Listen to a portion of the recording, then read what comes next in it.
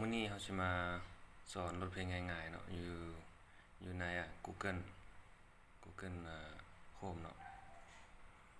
ถึงสิเป็นอะไรเท่านั้นตามไปเบิ่งนำกันเลยเริ่มขั้นแรกก็คือเข้ามา YouTube เนาะเข้ามาเพื่อเฮาสิเลือกเพลงที่ว่าเฮามักที่ว่าเฮาสิโหลดสำหรับข้าพเจ้าสิเอาเพลงวันไซนี่ก็ได้วันไซสมสุข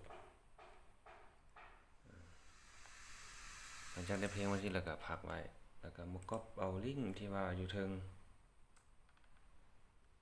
ก๊อปเอาเลยแล้วก็มาเปิดหน้าใหม่ขึ้นมาแล้วเขียนใส่ว่า